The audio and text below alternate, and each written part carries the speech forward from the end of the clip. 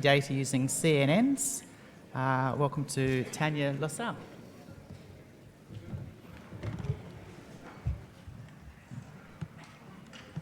Yeah, hello. My name is Tanya Lassau. I'm a PhD student at the Hamburg University of Technology. And this project on pacemaker artifact removal for CT data is a collaborative work of researchers from Philips and also clinicians from the University Medical Center in Hamburg. So before I will start with our approach, which we call DIPAR, let's first have a look at existing typical approaches for metal artifact reduction and why these common methods are not applicable for our case of pacemaker artifact reduction. So we will start in the projection domain with the input raw projection data. And the first step is a reconstruction of an initial image volume. And you can see in this image these typical streak-shaped and shading artifacts caused by the implanted metal. And yeah, the neighboring anatomy is not really good visible. That's why we would like to remove such artifacts. And in common metal artifact reduction pipelines, the next step is a segmentation of the metal in the image domain. When we do now a forward projection, we can identify line integrals which are metal affected in the projection domain. And these are treated as missing data, so we can perform an in-painting to yield a metal-free sinogram. And when we do now a reconstruction, we obtain a corrected CT image without metal and without metal artifacts, and can then reinsert the metal based on our metal-only CT image, which we obtained in the step 2 of this pipeline. So what is the problem here? The problem is that due to this step, that means the metal segmentation in the image domain, we implicitly assume that the object is static. And this is not the case for cardiac CT. So what happens when we bring motion into the pipeline? We will start again in the projection domain. So here you can see one projection view of a clinical case with implanted pacemaker. And due to the cardiac motion, metal positions are well defined in each projection view, but not consistent in time. So when we now perform the reconstruction of an image volume, all these motion states are mixed together, and you can see that we have a combination of metal and motion artifacts. And this is a critical point because when we now do the next step of metal segmentation, we suffer from two problems. The first problem is that due to the cardiac motion blur, Hounsfield units might get below the segmentation threshold, so that we result in incomplete metal mask. And the other problem is that, for example, here at the electrode, object sizes might also be increased by the range of the motion when it's a really high density object. So when we now follow the rest of the pipeline, you can see that the predicted metal shadow really mismatches from the real one. And after in-painting and reconstruction, the result looks even worse than the uncorrected one. So yeah, these approaches are not applicable. What are the alternatives? In the literature, there are just few research papers dealing with moving metal artifact reduction. And the first paper from Toftegard et al. Proposed to perform the metal segmentation directly in the projection domain. So you can be independent of this 3D motion blur. And this is proposed for cylindrical gold markers, like also from Hahn et al. They also proposed a method for gold marker artifact removals. And they suggest to perform first an image-based metal segmentation. And when we now do a forward projection, we determine the coarse metal shadow mask, which is then in the next step refined by exploiting the edge information in our projection data. So what can we learn from these approaches is that one should not trust the reconstructed image data, but that we can trust our raw projection data. And therefore, we defined 3 targets on our artifact reduction pipeline. The first one is that it should work completely raw data based. The next one is that it should also be applicable to ECG-gated and ungated CT scans. And in contrast to the existing approaches, it should also be robust regarding low deviations of metal shadows and background line integrals. So how is the existing pipeline adapted? Instead of performing this detour over the image domain, we want to directly perform the metal shadow segmentation. And this is where the machine learning comes in. So we train convolutional neural networks to perform this metal shadow segmentation. And the resulting outputs are then post-processed by thresholding and largest connected component extraction so that we obtain a binary inpainting mask. In this first shot, we just performed distance-weighted linear interpolation as our inpainting strategy. And for the reconstruction, we applied filter back projection, either ECG-gated or ungated, depending on the data. So the main point of this pipeline is indeed the training of our convolutional neural networks. And in contrast to typical supervised learning approaches, we do not use manually annotated data.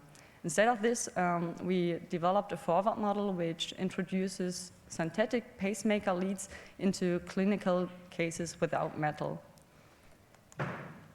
And this data generation pipeline relies on two types of clinical input data.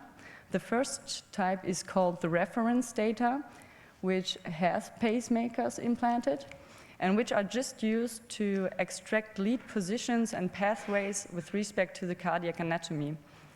And based on this knowledge, we can then create our synthetic pacemaker model and can insert it into our target cases. So how is it done in detail? We first start with a model-based segmentation of the heart, and we perform a manual selection of at least 10 B-spline knots along each pacemaker lead. These B-spline knots are transformed from our reference cases into the target image geometry by also performing a model-based heart segmentation, and then we can exploit the point-to-point correspondences in the heart meshes to perform a simplex spline smoothing.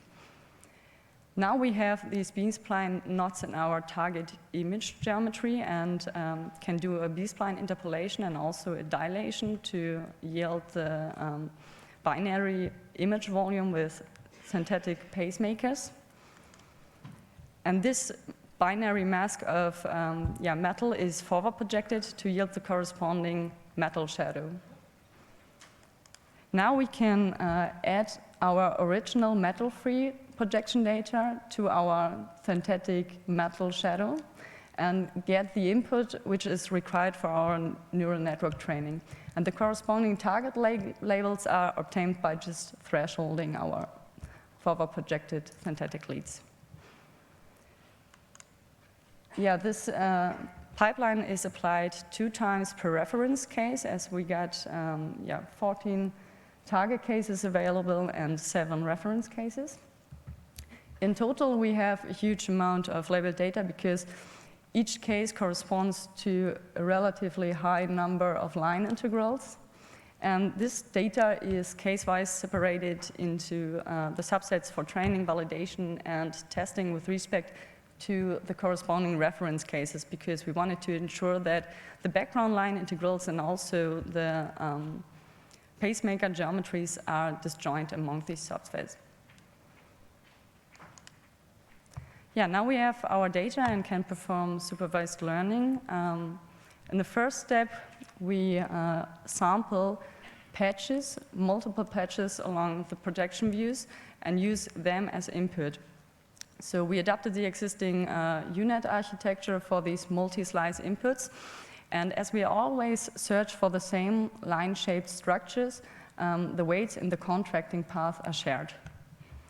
The information are then joined in the bottleneck so that we also exploit the temporal and angular information.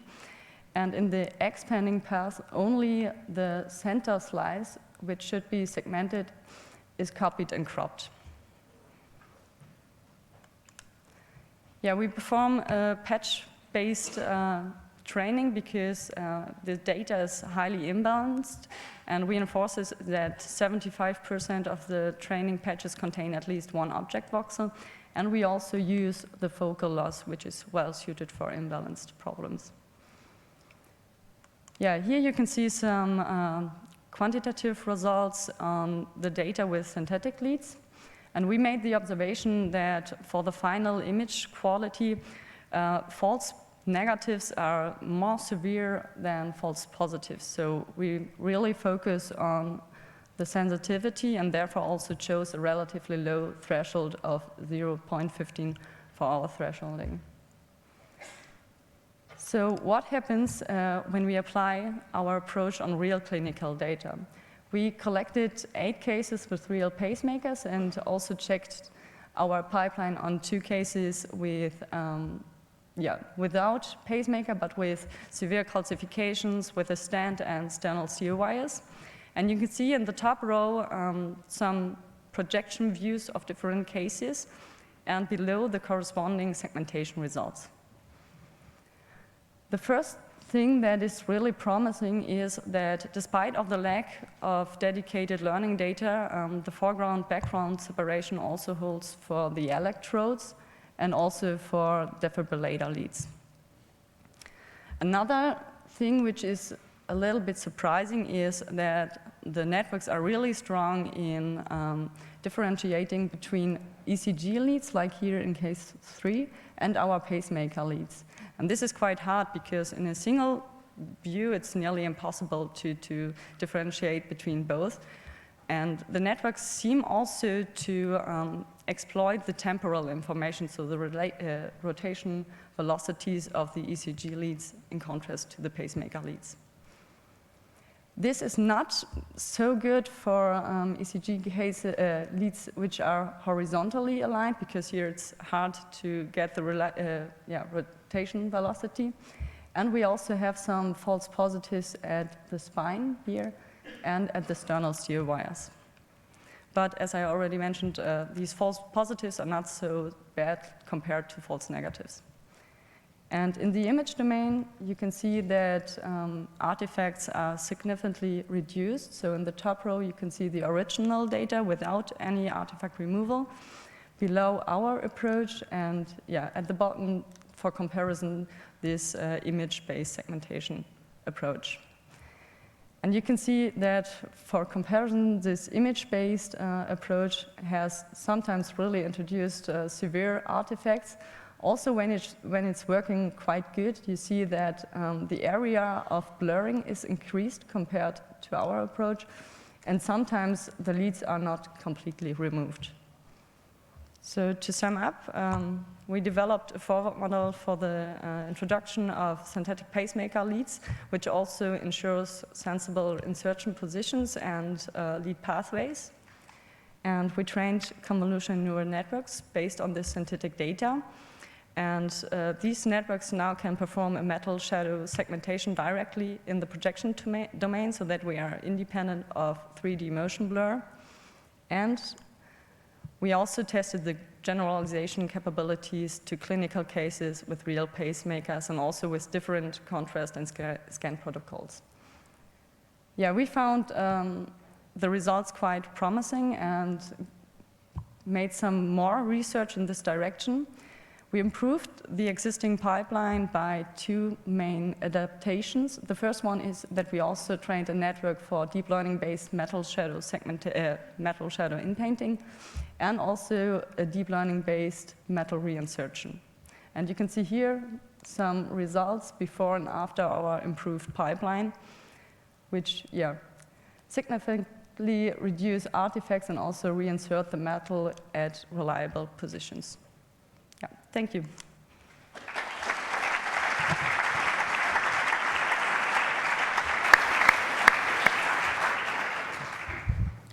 So we have time for questions for Tanya. Any questions?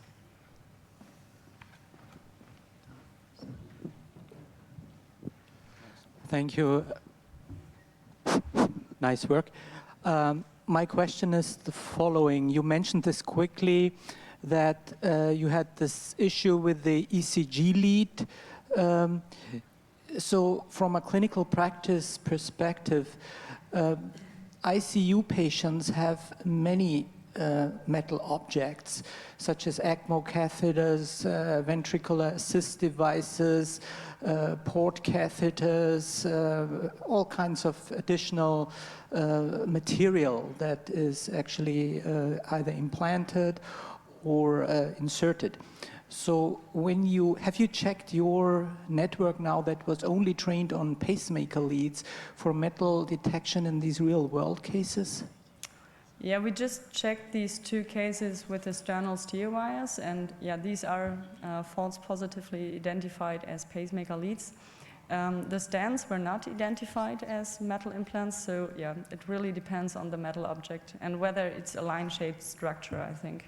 So is the selection and the focusing only on the pacemaker leads, not kind of a narrowing of the model? Would it be better to create a more generic model that would include most of the implants and inserted catheters that we can see in clinical practice? I mean, the forward model itself for the data generation is also adaptable for other types of metal implants. Yeah, so far we just focused on pacemaker leads, but it's also possible to, for example, perform a metal forward model for artificial valves or metal clips, something like that, yeah. Might be interesting to see whether we would have to train a model for each of these, or whether there would be some generalization capability of your networks. Okay, thank you. Yeah.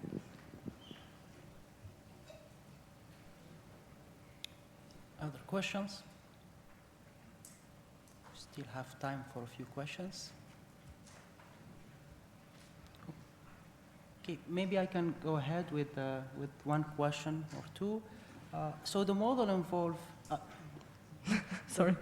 So the model involves quite a large number of hyperparameters. Can you comment a little bit on this? How you dealt with this? There are choices in the projections, in the choice of patches, maybe in the CNN ensemble. So. Yeah, we made the observation that especially the number of projection views which we include is crucial, because first we just started to segment based on one projection view and the results were quite bad. So it is really necessary to include several projection views, and also the receptor field size is crucial. Okay, all right. So, okay, there's one question. Hi, thank you for your talk.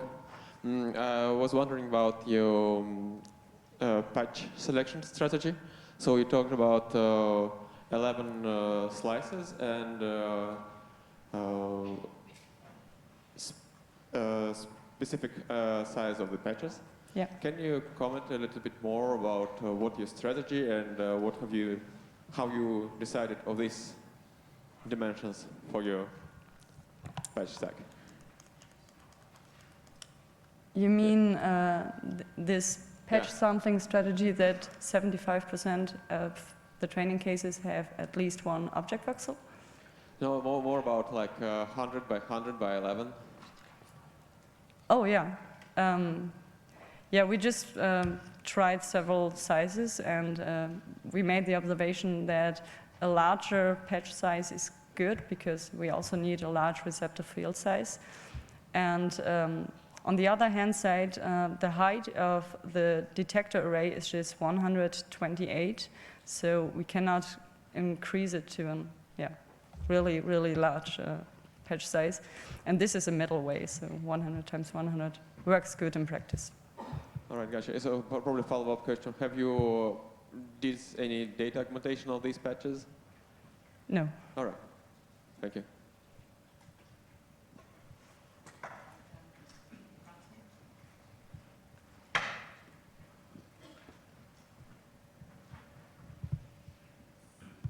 Thank you for your presentation.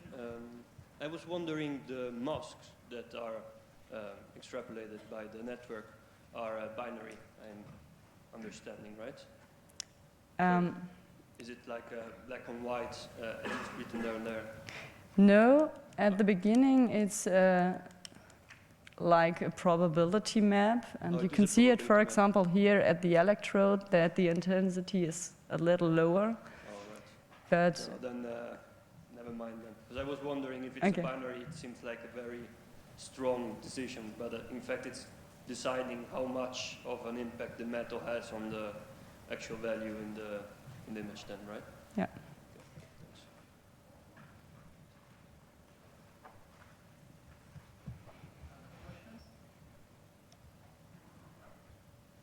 Maybe we still have some time, so maybe I can follow up with another question. The problem seems to be highly unbalanced, and you mentioned focal loss. Did you try other losses maybe that are often used in medical Yeah. images?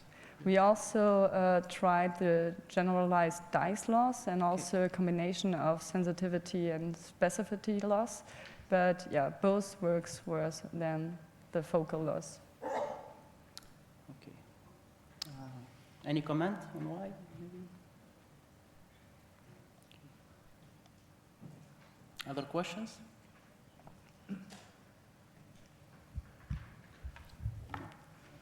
Hello. Your slide on the artifact removal was quite interesting. Could you tell us more about how did you remove those artifacts? Which one? If you go back. More back. More back. If you go back. Yes. I believe you mentioned you use some artifact removal to remove the artifacts? Or have I got it wrong? Yeah, this is the proposed method, yeah. Okay.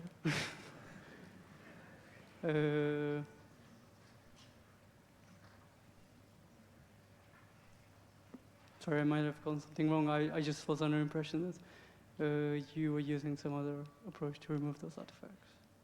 Excuse me?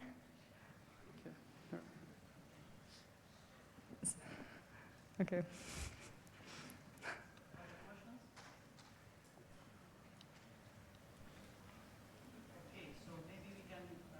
The next talk, which will be by Tian Xia, who will be speaking about how...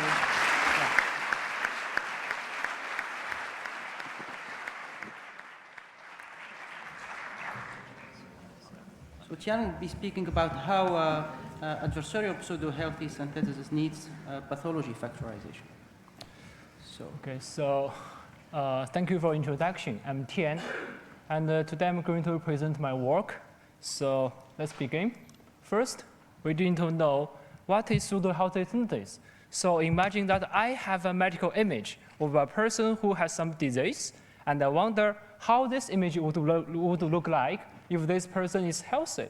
So in a word, pseudo-healthy synthesis is a process of transforming pathological images into subject-specific images, healthy images. And why do we want to do that? First, we can use it for pathology detection, and we can use it for pathology segmentation. By comparing the input images and the pseudo-healthy images, and the resulting difference maps will tell us where the abnormalities are.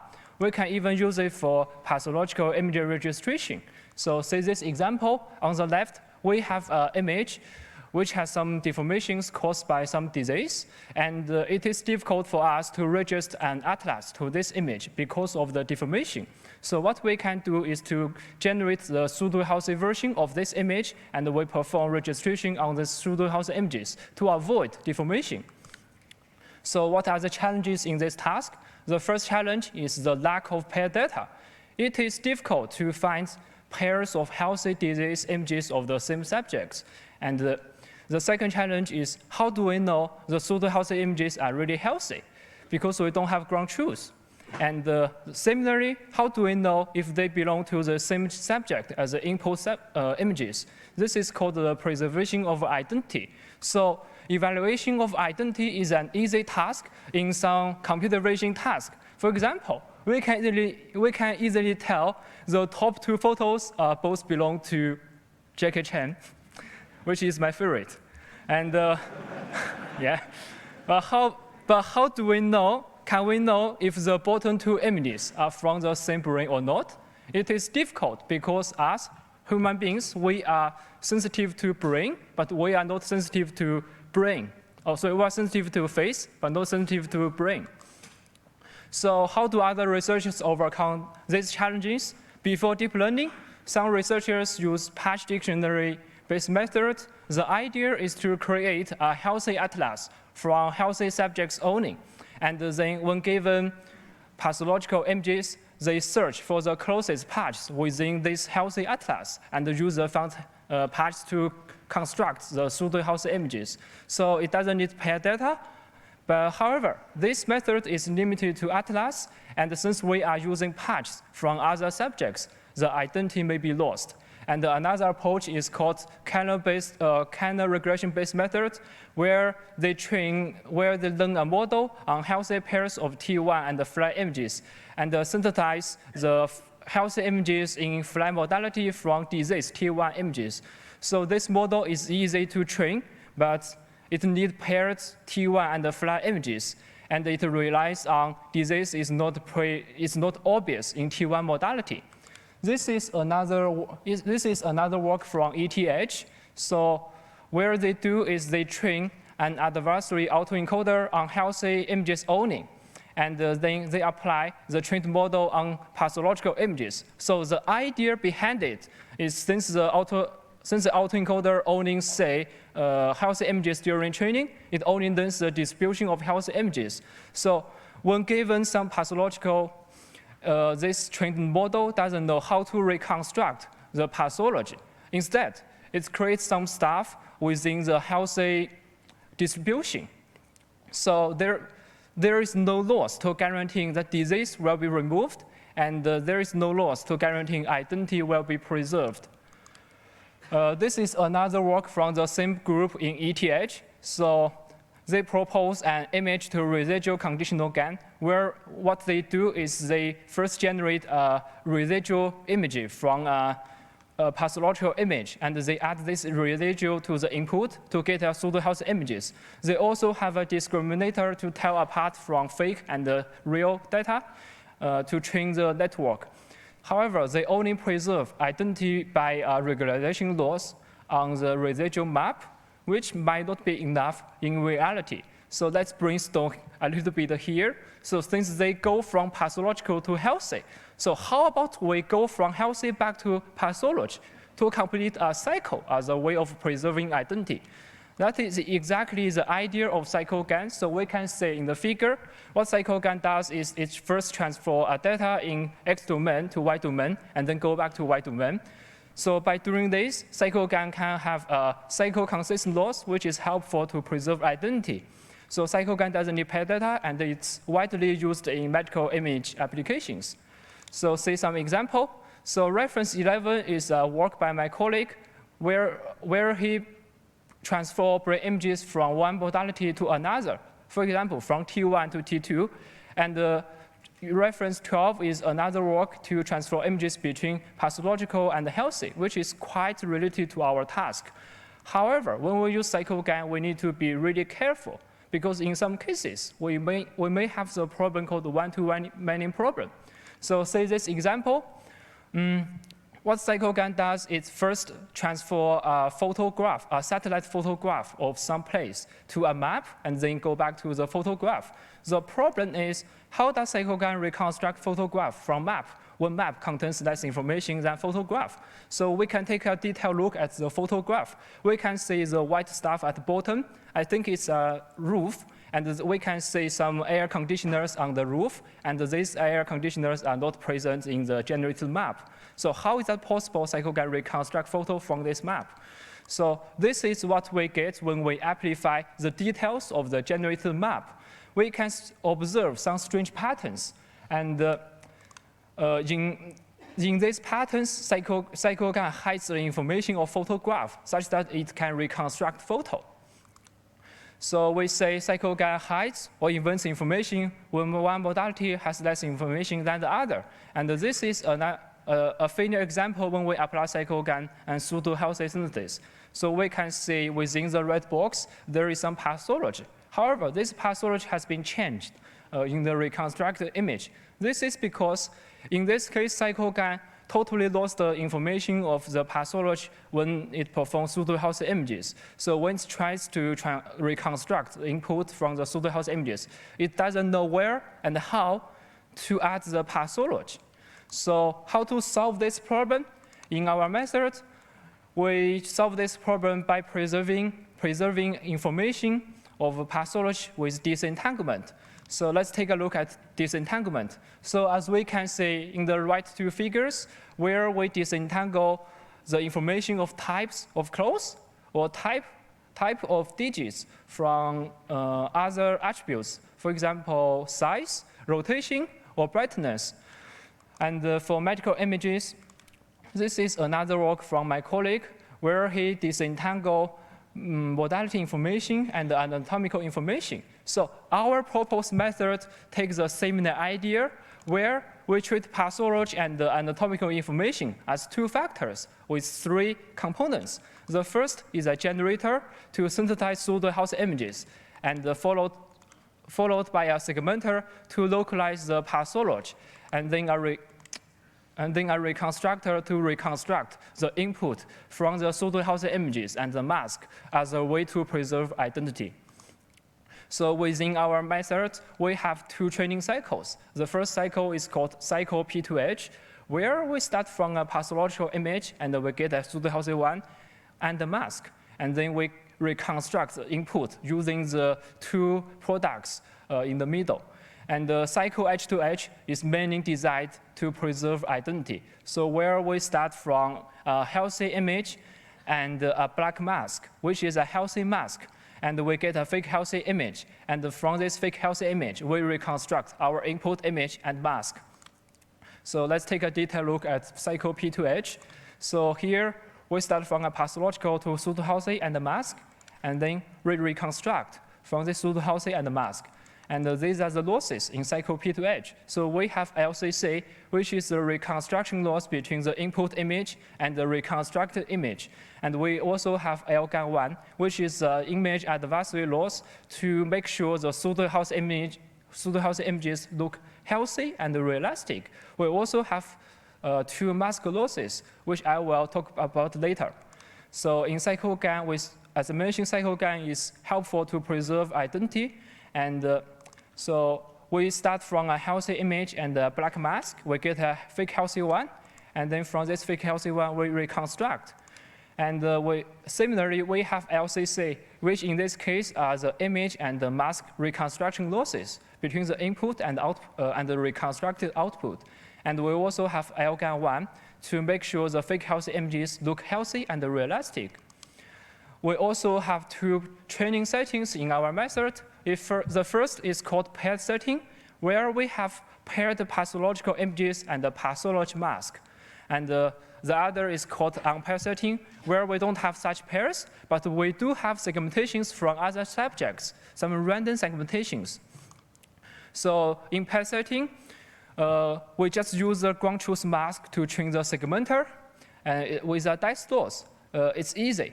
And in unpaired setting, since we don't have ground truth, what we do is we involve a mask discriminator called DM in this case, and we use this mask discriminator to tell apart from real pathology mask and the segmented mask by our segmenter S.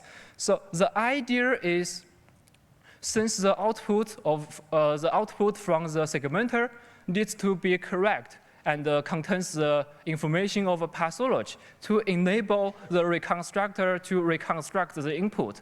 So the information needs to be correct. However, without this discriminator, this information can be stored in any forms. For example, it can be stored in some, let's say, random patterns, like some string patterns like we just saw. But as long as it contains the information, it's OK. But with this discriminator, we force this information of pathology to be stored in the form of a binary mask, which is a segmentation. So let's take a look at the results. So in this work, we use flat images from Eslers and Bratz, and we compare with two baselines, a conditional GAN conditioned an input image and a cycle GAN. So another key contribution of our work is that we propose to numeric evaluation matrix to quantitatively evaluate the quality of pseudo-healthy synthesis, pseudo-healthy images. So the first is called healthiness. So where we want to measure how healthy our pseudo-healthy images are. And what we do is we pre-train a judge. We call it F-Pre, which is a pathology segmenter. And we pre-train it on the pathological images and the ground truth masks. And then we apply the pre-trained model on our pseudo-healthy images. And we check the resulting segmented mask. So for example, if in the ground truth pathology mask, there are 200 pixels labeled as disease, and in the resulting segmented mask from the pseudo-healthy one, we have 0 pixels labeled as a pathology. In this case, healthiness is 1, which is the best. And in another example, if the resulting mask from the pseudo-healthy image has 150 pixels labeled as disease, then healthiness is 0.25 in this case, so it's not good. Another metric is identity, where we want to measure how well the pseudo-healthy images preserve the subject identity. So what we do is we measure the masked structure similarity between the health images and the input image outside the pathological ranging. And we can know where the pathological ranging are because we have the ground truth pathology mask. Let's see some example results. So pay attention to the red box. In the original image, we can see some pathology. And in cyclogram, we can see some string patterns exist. And this is a signal of cyclogram tries to hide some information. And in our proposed method, we don't have that pattern. And now let's take a look at the central part. So we can observe some details in the original images. And we can say these details are lost in the conditional GAN. But our method preserves these details. This is a signal that conditional GAN lost the information of identity and the details. These are more dramatic results. And we can see the results from conditional GAN are blurry. And the results from cyclogram still contains the information of pathology. And our method doesn't have both drawbacks. So we conclude that space nice produce blurry results, and there are changes of that matrix for base nice, which is a signal of loss of identity, and we can observe a pathology in some baseline results. So these are the numeric results using our proposed matrix. So we can see our proposed method trained in paired setting achieve the best, followed by our proposed method trained in unpaired setting. Both outperform base nice. And so in summary, we propose a pseudo-healthy synthesis method for 2D slices with pathology factorization and adversary learning. And we also propose numeric matrix to evaluate the quality of pseudo-healthy images. And we demonstrate that our method outperforms conditional GAN and cycle GAN. So thank you.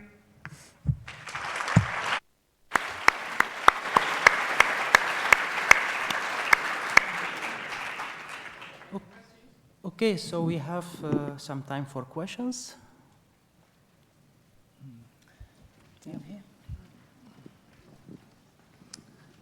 Hello, over here. Yeah, first of all, it's great that you can virtually hear the patients. I wish we could all put that in clinical practice. Yeah, I'm close to the mic already. Maybe someone could put it up a bit. So, yeah, first of all, congrats that you can virtually hear the patients. And I wish we could all put that into clinical practice as well. What I wondered when I was looking at your results later on that you show is when you put like brain with a lesion in there and make the pseudo healthy version out of that, and then if you would put it again and again into you again, did you try what happened then? Does it converge? Does it diverge? What happens to like putting your pseudo-healthy versions again into your technique? Yeah, we did try that. So when we use the pseudo-healthy images to the input of the the pseudo-healthy network, let's call it, we observe like it still outputs the pseudo-healthy images, and the pathology mask segmented by the segmenter is almost black in that case. So yeah, so we think our method is so with when we use loop, our methods, like once the pathology is removed from our pathological images, the pseudo-healthy images are okay. Okay. So. Okay, thanks. Other questions? Yeah, over here, just there. Hi, very nice talk, thank you. I was wondering whether the technique you use using the segmenter to avoid hiding information in the image-based path, whether that's depending a lot of the weight you put onto this term, and whether it's still not somehow possible to hide this information even with your segmenter path, and kind of the second part, whether you considered using the judge network you used to evaluate, whether you considered using that to train your method as well. So are you asking that if it's possible that I use a judge to choose the training weights for the segmenter and the generator? Is that the question? Or even just not use the segmenter, but the judge would probably be exactly what you want to avoid any hidden information, right? Sorry, I didn't catch the question. Could you maybe repeat it again? Like. I mean, maybe the question is more: is it possible that there's still hidden information in the image path? In the image path. So you are saying if it's possible that I hide the information of pathology in the pseudo-healthy images? That's what we want to avoid. We don't want our pseudo-healthy images contain the some strange patterns or hide the information of pathology. We want to separate them. So. Okay, thank you. Yeah. This way. Just in the middle of the... Thank you for it. So my question is along the same lines as my colleague, in the sense that in the theory of disentanglement, when you're in the latent space and you want to make sure that your factors are disentangled or independent from one another, you kind of enforce it, for example, in a variational autoencoder, factor VAE, or all these families of those ones. So now the question is, now that you have kind of separately encoded the segmentation and the image, how do you enforce that the healthy image does not include any part of the segmentation? We understand that the segmentation is being provided separately to your generator now, but was this enough guarantee that your healthy image does not contain anything related to the segmentation? So I think we do it in two ways. First, we use a discriminator to make sure the healthy images are healthy. And if you remember, we have a cycle called cycle edge-to-edge, which is designed for preservation of identity, also to prevent our network to invent or hide stuff. So we do that by cycle. Maybe, yeah, we can talk about later. Definitely. Thanks a lot. Okay. I think we had one in the center.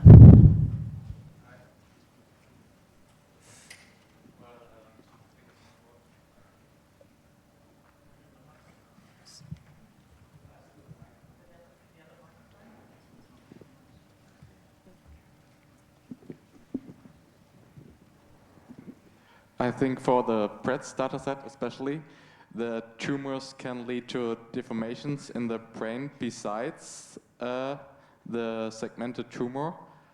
In these cases, how does your model handle that? Sorry, could you repeat? Okay, I think tumors can lead to deformations in the brain besides Okay, the so segmentations. to answer your question, so if you notice, we design our model as image-to-image fashion because there are some there are some other related work which use a residual, or they just have some additive maps to do the pseudo-Hessian synthesis. But we think if we use additive maps, we treat the disease as additive factors. And we want to avoid it because, as you just said, tumor can cause deformation of the brain. So actually, we expect that our network can fix the deformation, but they didn't. And I think we know why. We know why now, because we are using the healthy slices, we are using slices which don't have pathological mask in the breast and the isthmus data sets. So these healthy slices are not actually healthy. So we are working on using another totally healthy data set as our healthy images, and we hope we can solve this problem. And okay, I hope, yeah. Thanks. Okay. Sorry, microphone's back on. I think we've used up our time, unless there's a last quick question. Okay, perhaps we could thank Jian again for a very nice talk. Okay, thank you.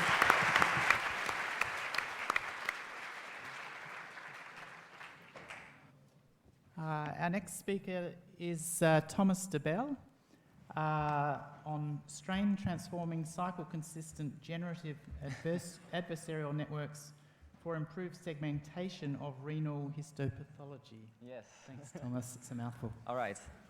So hi, everyone. My name is Thomas DeBell, and I will indeed be talking about strain transforming cycle-consistent generative adversarial networks for improved segmentation of renal histopathology.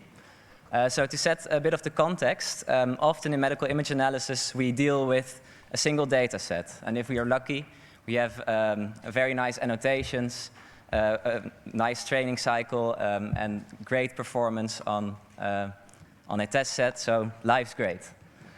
Then enter the reviewer, who says something like, I'm missing performance on external data sets. And that's when you start to sweat. I mean, external data is quite scary because there is no guarantee on a lower bound performance of these other data sets. They can often have other distributions that your training data didn't account for. Of course, there are options. So often we use data augmentation to train a model, but once the model is trained, we're stuck with it. And if we have a low performance, we can't do anything anymore. We could, of course, train the network with the new data, but that is very cumbersome in the sense that you need new annotations, you need to retrain, you need to split your data and train, test, and validation. So there's another option, which is data normalization or transformation. And that's what we're going to focus on, specifically using CycleGANs for that. So yeah, we saw it in the last talk as well, but CycleGAN has had a few successes. So in the original paper, they show a lot of conversions, which are quite lovely, of course, from zebras to horses, summer to winter. And I guess you could get rich from forging Monet paintings, but we're going to focus on stain transformation. So moving from one coloring of the stain to another. So the advantages of a CycleGAN are, in our case, that it's unsupervised. It can be trained in an unsupervised manner. We don't need any annotations. Furthermore, it's unpaired. We have two different data sets, so we cannot train in a paired way. So the CycleGAN method accounts for that. And furthermore, the nice property, which I like to call stain agnostic. So you can train a CycleGAN with any kind of stain. It doesn't really matter, and that's a big advantage when compared to more traditional methods, where these traditional methods are often specifically tailored for a single stain. So how does a CycleGAN work? Let's start with a GAN setup. So we have a generator that needs to learn some target distribution. Often this is either from a noise sampling to, for instance, a face, or from or paired data, where we have one image domain and we need to move to another image domain. However, in our case, we don't have the paired data, so we need these somehow to retain the structural integrity of our stained images. And for that, we have the cycle consistency in cycle GANs. So we can move from an input, transform it with one generator, and then the other generator performs a sort of an inverse operation and goes back to the original data. And we can compare the start and the end here and give the network feedback based on how much the original image looks like the double converted image. So that's where the cycle consistency loss is very important. However, the cycle consistency loss on its own doesn't guarantee a stable conversion yet. A nice example here is on the left you see an input image, and if you look closely, the generator learned to basically invert the data. Where there is background in the original image, there is now tissue in the converted image, and vice versa. So to deal with that, we added another loss term, which is the identity loss, where we force our generators to basically perform the identity function. And this leads to stable conversion because we are looking at simple solutions first. This is almost already what we would want. We want the structural information there with another coloring.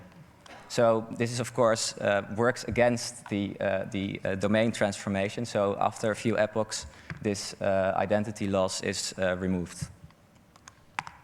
So we also made some changes to the generator architecture.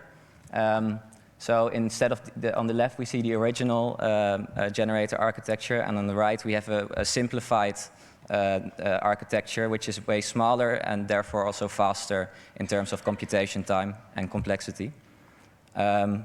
We do this because we want a simple color transformation, which probably doesn't need a lot of field of view.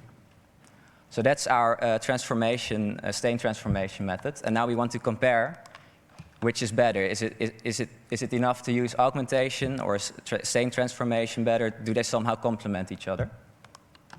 So for that, we made a segmentation task where we have two different data sets. We have data from our own lab, in the Radboud University Center, where we have 25 annotated slides, and another data set from the Amsterdam Medical Center, where we have 10 annotated slides. And the task that we are doing is used for the prediction of chronic rejection in renal biopsies, which is also another project in our group. So for the segmentation task, we have identified a set of classes. So you can see here an example. In each slide that we have a few regions that are fully annotated. We have a couple of glomerulus classes, which is the big structure you can see here. We have a couple of tubulus classes, arteries, and all the other structures that are found in renal tissue are put in a background class. So this is a really nice segmentation task that we can use to see and compare the performance of applying learning a segmentation task on one data set, for instance on the Radboud UMC data set, and applying it on the AMC data set, and see what the performance is with and without conversion, and with and without augmentation. So we have 4 different setups, basically, 4 different experiments. One where we train the segmentation network twice, once without augmentations and once with augmentations. And furthermore, after we train the segmentation networks, we apply it on the other data center with or without transforming the stain using the cycle GAN. So we get a sort of a baseline approach where we use neither transformation nor segmentation, and then we use either transformation or augmentation, and we also have a setup where we use both. So we train the segmentation network with augmentations and also apply transformation to see whether they can help each other, basically. So for the segmentation network, we use a standard UNet, no differences between the original approach. And we mainly focus on extensively augmenting in the color space because we want to try to make the segmentation network robust to unseen stains in our case. So for that, we have contrast, noise, brightness, blur, and hue shift augmentations. And these can also be applied in conjunction, so they can be combined. So before we can actually apply the segmentation network, we need to perform our our transformation by the CycleGAN. And here we run into a problem. When we train the CycleGAN network, we basically sample tiles. And since we are training with instance normalization in our CycleGAN network, the input distribution of the tiles can influence the output.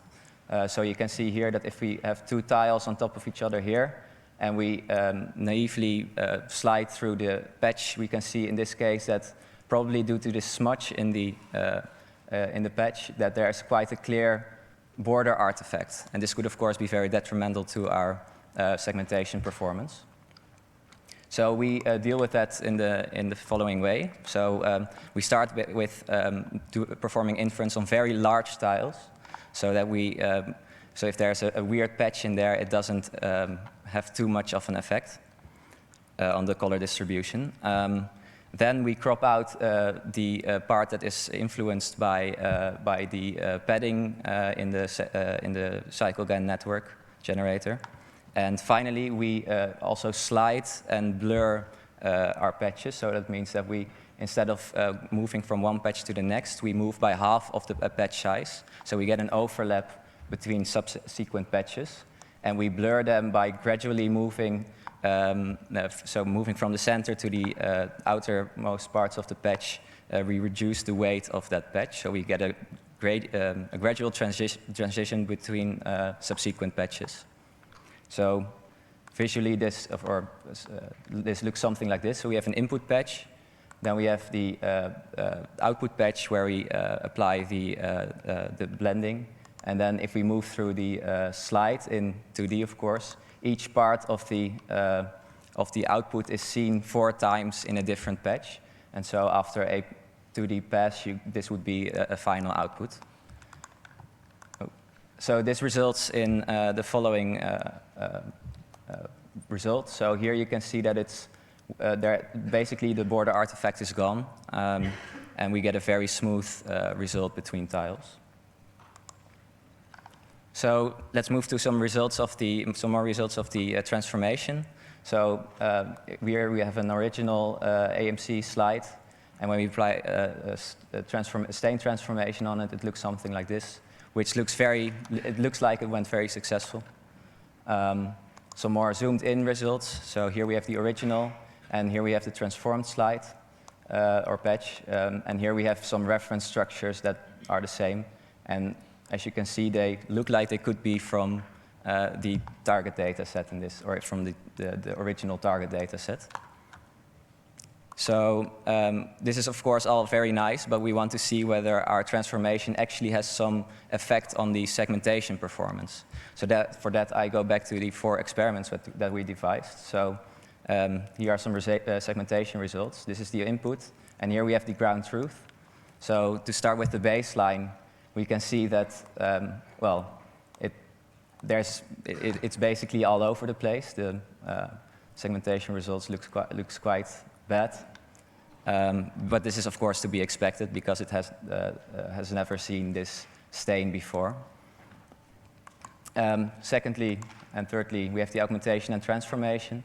So with the augmentation, we can see that it performs already way better.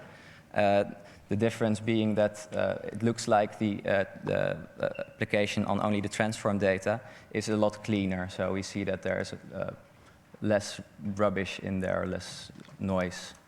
And then finally, we also have the combination where there's hardly any difference actually between the transformation and using both augmentation and transformation. So some results in numbers. So if we look at, so we have 2 sets of scores, one for the AMC data set, so that's the segmentation network trained on the Radboud data set and then applied on the AMC data set, and vice versa. And we see in general that between the 2 data sets, the Radboud UMC data set performs overall less, and this is most likely to do with the fact that we had less annotations for the original segmentation training in that set. So most striking here is actually the fact that when we perform transformation only, it performs just as well as using both transformation and augmentation.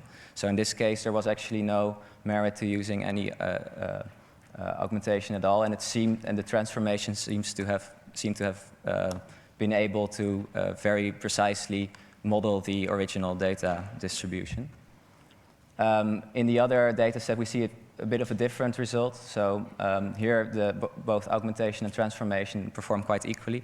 And this is also a nice result where applying both actually results in a higher score. So probably they also can complement each other, transformation and augmentation. So in conclusion, I think we were successful in creating a stain transforming cycle GAN. The results look quite appealing. And our tiling strategy is also able to reduce the border artifacts.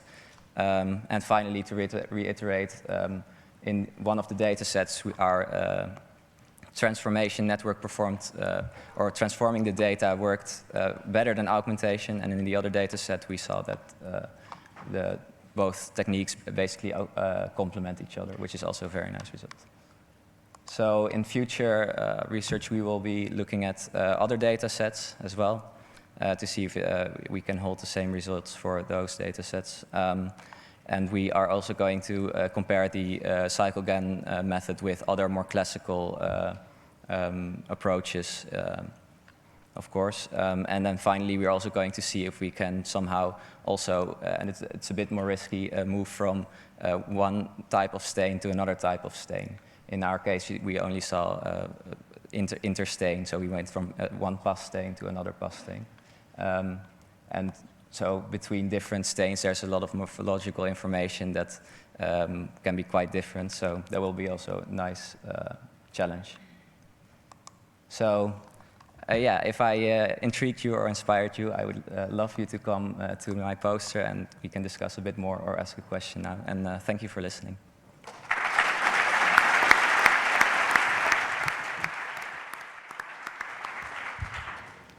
Thanks very much, Thomas. I'm sure we're intrigued and inspired, and that we've got some time for some questions.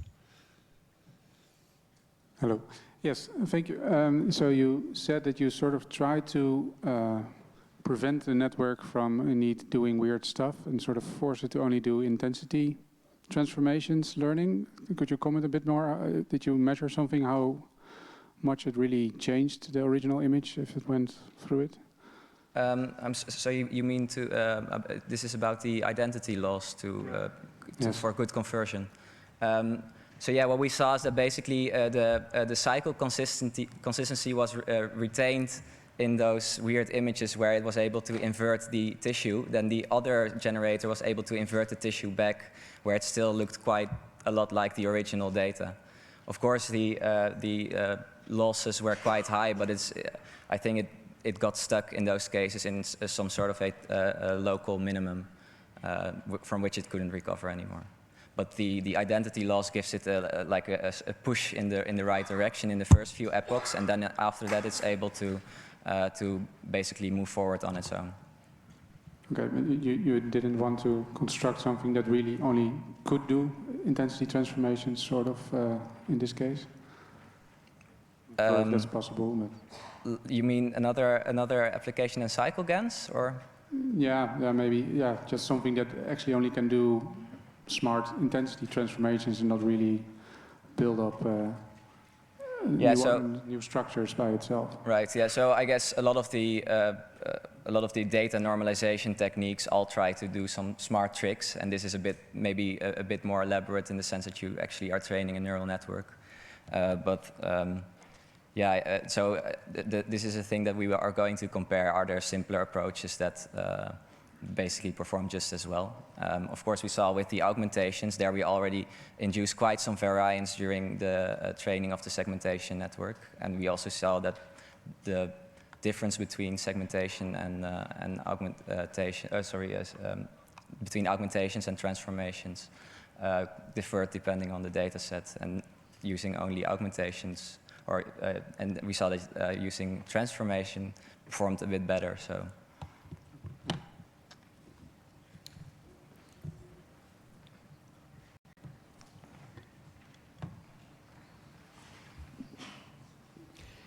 So first of all, very nice piece of work and great presentation. So many congratulations on that. you set out to achieve what you called stain agnostic performance, so you could get more or less similar kind of performance on external data sets. My question is, you tried this UNet-based segmentation algorithm on 2 data sets. One of them, which the original algorithm was performing relatively poor on, you went from 0.36 to 0.85. The other one, which the algorithm was performing relatively better on, you went from 0.46 to 0.73. Do you have any insight into why you couldn't do better on the data set where the original performance was a little bit better? It's a good question. So I think you started with the stain agnostic part. So the stain agnostic part is just about the fact that we can train any kind of stain conversion. And furthermore, for the results, I have I don't really know why the performance was so low in one of the data sets and then went up way more when you apply one of the techniques. And in the other data set, it was a bit higher in the baseline, and the performance didn't grow that much. Yeah, this probably has to do with the fact that one data set had a lot of annotations, so more variance during training, and the other data set had very few annotations. And this, so maybe the other data set should have had a few more annotations, and then we could have gotten comparable results. But this is also actually quite interesting, I would say.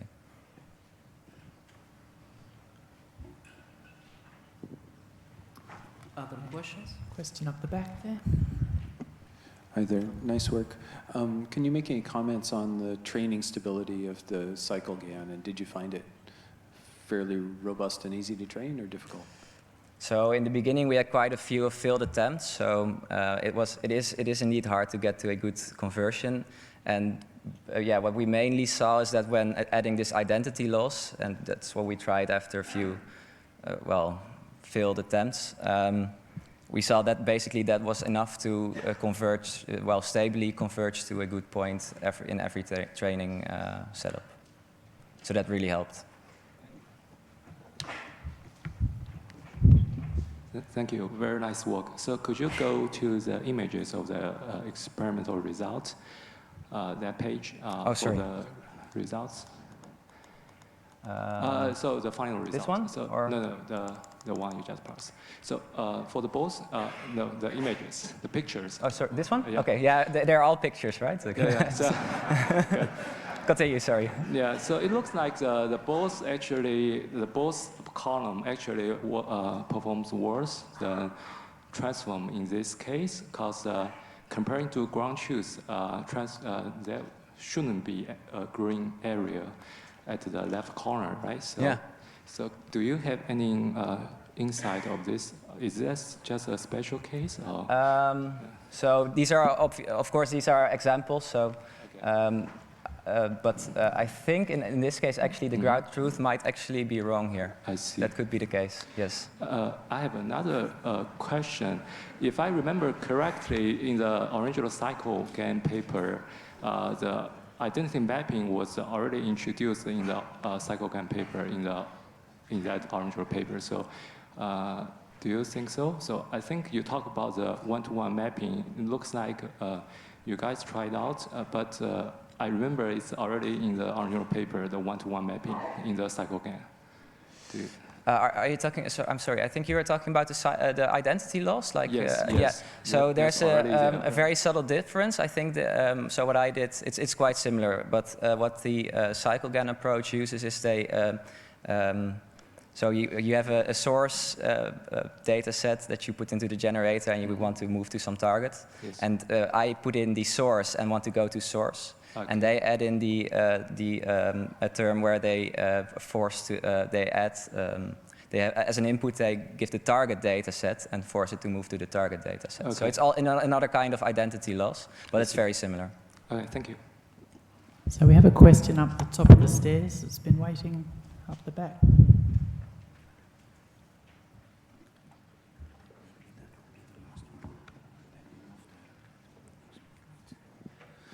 Yes, thanks for the great talk. I have a question to the normalization. Why is it actually not possible to do that deterministically with traditional tools? Yeah, that's of course a good question, and we tried a few very basic approaches, but this was one of the things that to us. So what I think is that these deep learning neural networks are able to model the basically the nonlinear color transformations. So I think if you use very simple approaches, which just linearly maybe shift the color distribution a bit, you won't get as good results. But this is, of course, something we want to still compare in a follow-up. Yes. Thank you. Okay, let's thank the speaker.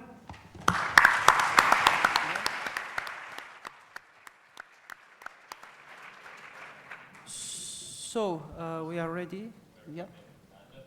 Quick announcement. So it's very, very important for tonight, for the gala dinner, that everyone brings their conference badge, because that's your entry ticket. So make sure you bring this tonight, okay? Thanks. Okay. Thanks, man. Okay, now we will move to a sequence of great spotlights. So the first one will be on deep learning for semantic segmentation in 3D point cloud by Farhad. Yes, Stage is yours. thanks. Good afternoon, everyone. My name is Farhad Zanjani from Eindhoven University of Technology. This is a collaboration with Promoton company in Amsterdam. We are working on TIFF segmentation in 3D point cloud. Actually, intraoral scanners are oh, yes, thanks. Intraoral scanners usually are used for scanning the 3D profile of the oral anatomical structures. And the output is several thousand points that each point are represented, that each point is represented by X, Y, Z coordinates. In the case of generating a mesh, a normal vector per point, and depends on the manufacturer, we might have color per point. So the task is to assign a unique label to each teeth and to the gums. So totally we have 32 labels for the teeth and 1 for the gum. Accurate segmentation of the teeth is important because of, in digital dentistry, because of automated implantology or orthodontic clinical problem. Directly apply a segmentation network on the input with several thousand points, unfortunately, is impractical because of the shortage of memory, like a GPU limitation of the memory of the GPUs. Too common approach in such a situation is to just downsampling the data that in our case is very crucial because the spatial resolution is very important in borderline between the teeth for accurate segmentation. And patch processing also will miss the global context that here there is a high dependency between the labels of the teeth and their position on the dental arch. So we propose to use a non-uniform resampling using Monte Carlo sampling, and we adapt the pointwise cross entropy to be adaptive to such a non-uniform resampling. Furthermore, because inherently semantic segmentation using pointwise cross entropy is ill-posed problem as far as it doesn't include the relation between the labels. We use the adversarial training for improving the result, but here we use a very shallow network for our discriminator. The discriminator only used the statistics that we extracted from the labels. Here we just use the mean and standard deviation of the labels that are distributed in the real and predicted data. Yes. And this is the ablation study that shows the impact of two proposals using non-uniform resampling and adversarial training. And finally, I invite you for further discussion in poster session. Thanks.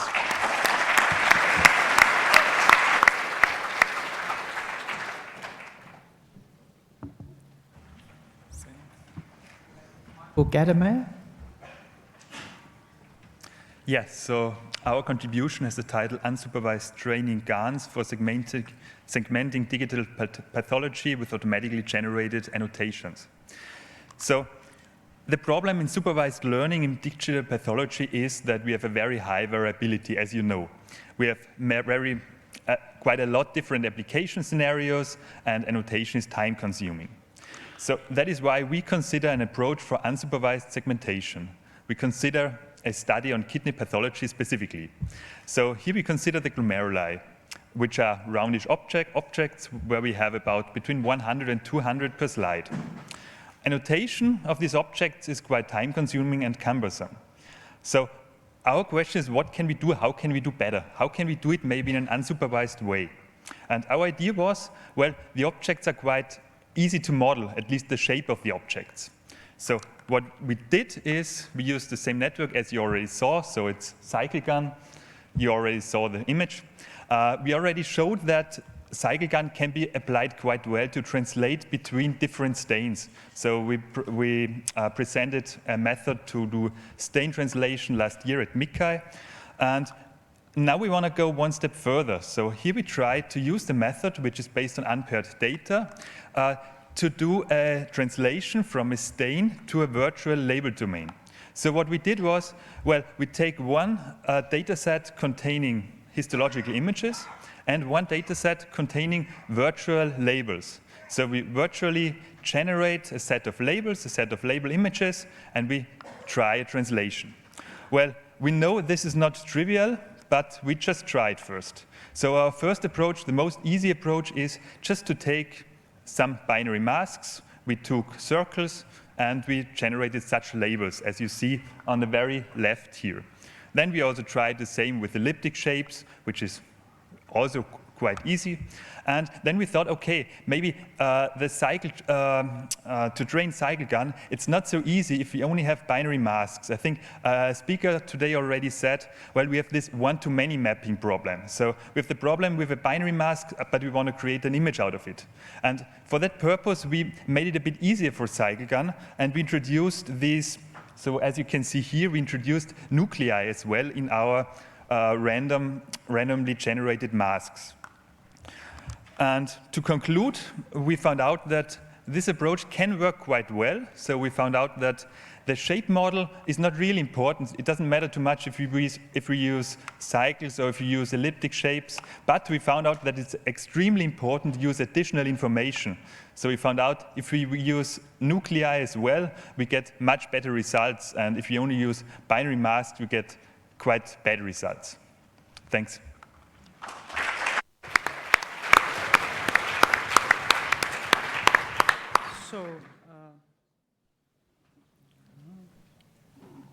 So the next spotlight is by Lakshmi Gupta on iterative learning to make the most of unlabeled data and quickly obtain labeled data in histology. Hi, I'm Lakshmi. And my interest is in kidney histopathology. The image you see on the left, so I think my previous speaker already introduced you to this. What we see on the left is kidney tissue, and I'm trying to segment glomeruli these circled in red objects that you see. Now, as you can imagine, that this kidney tissue image is really high resolution. And such small objects to be marked, it takes a lot of annotation time, which by now we are all familiar with. Oh, okay.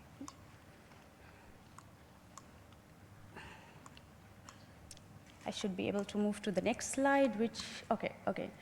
So recently I came across this paper called Simple Does It.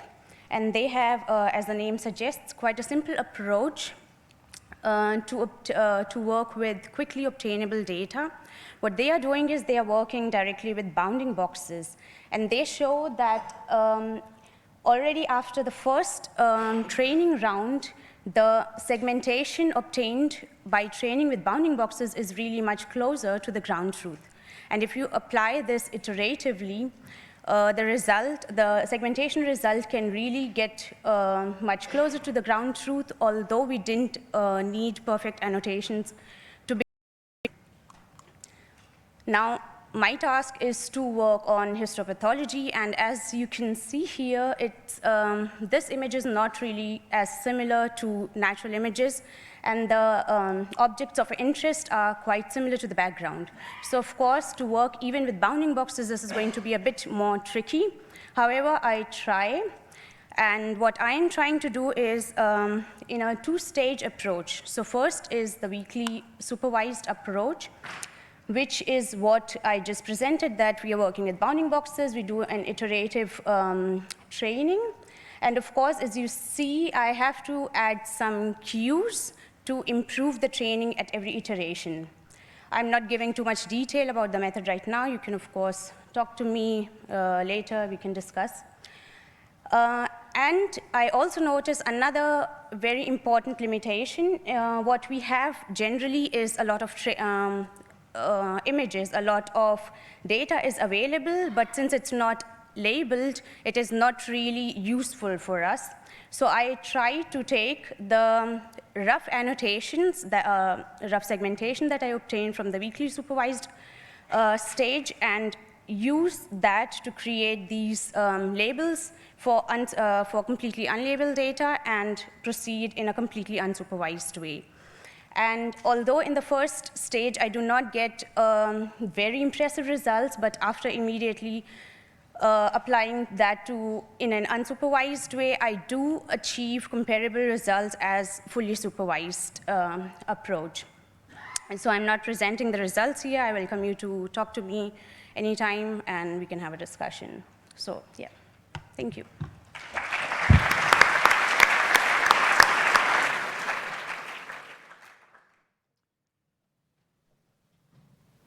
So we have, is it Mark Gombala?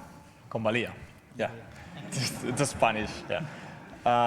Okay, hello, so I'm Marc Gombalia from the Hospital Clinic in Barcelona. I will be presenting this work on digital staining confocal microscopy through deep learning, which is a joint collaboration with the Polytechnic University of Catalonia. So first of all, what is confocal microscopy?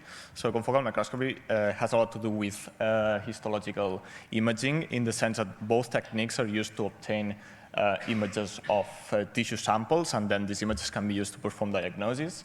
Both devices can obtain similar resolutions. They can go up to cellular level resolutions, and they expose similar structures in the tissue. But there's also a lot of differences, mainly regarding to the speed of obtaining these images.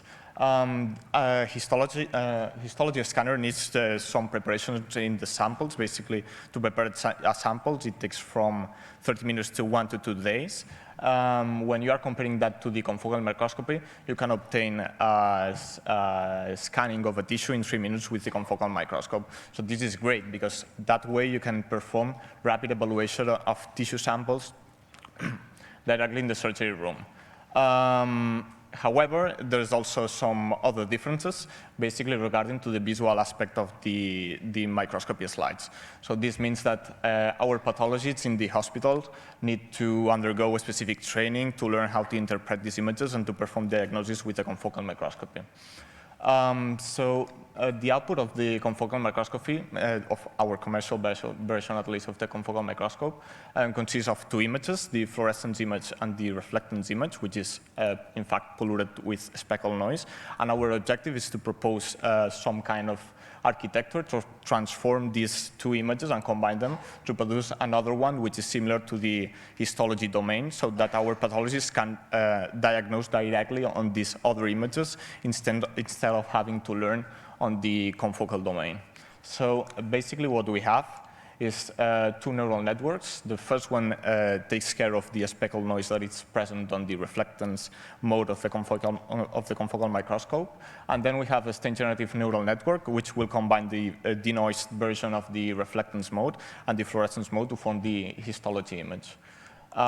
So a speckle noise is basically a kind of noise which is multiplicative to the input signal. So what we are doing is basically training a fully convolutional neural network with skip multiplicative connections, so that the neural network can learn the inverse of the speckle noise and can produce a clean image at its output. And then we are using cycle GANs to transform to combine this fluorescence mode and reflectance and denoise reflectance mode into the histology domain. Basically, we're using ResNet generator and a patch GAN discriminator, but if you want more details, we can discuss it afterwards. So these are some qualitative results. The first row is the confocal microscopy images, which have been generated using this architecture that I just described. And the bottom row is real samples from the histology domain. Our pathologists have already been starting to work with these samples, and they are saying they can identify structures in the transformed confocal microscopy samples that they can potentially use to perform diagnosis. But of course, since GANs are prone to hallucinate and to have artifacts, we are performing diagnostic evaluation of this method before having it deployed to the clinical practice.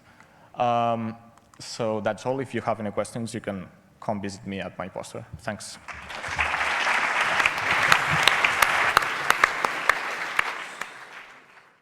So the last spotlight has a cool title, Da Vinci GAN by Kwong Moon.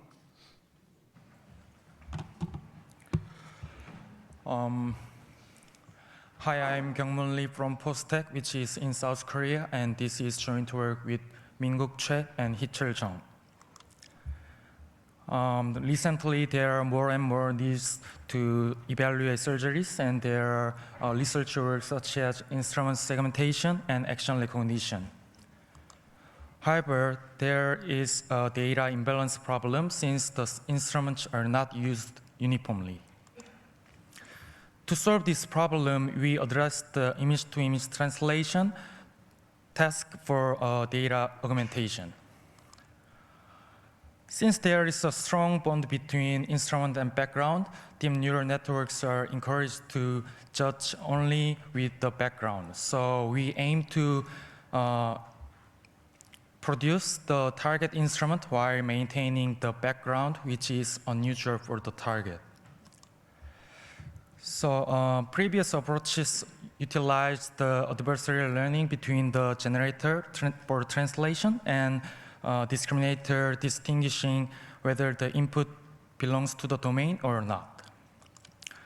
However, one of the failure cases happens when the two domains have drastic geometric changes.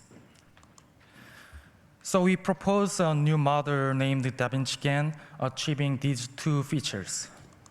First, it has an auxiliary classifier in each discriminator so that it derives geometric changes.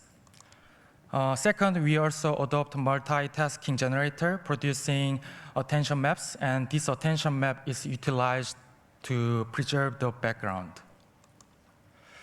From 8 surgery videos, we collected bipolar and cardiac instrument data, which are 2 of Da Vinci surgical instruments. As quantitative research, we show that our method outperforms all baselines, and our synthetic data is even competitive with new real data. This is our translation result. As you can see, our method achieves the shape changes and maintains the background better than baselines. And this is our attention result. You can see that the attention map points the instrument where, and conversely, the discriminative regions of instrument are hidden in 1- attended input, which is utilized for background consistency. So we tackled the new featured image-to-image translation with a new model, Da Vinci GAN. And this is our end. Please come to our poster FW5 for more details. Thank you.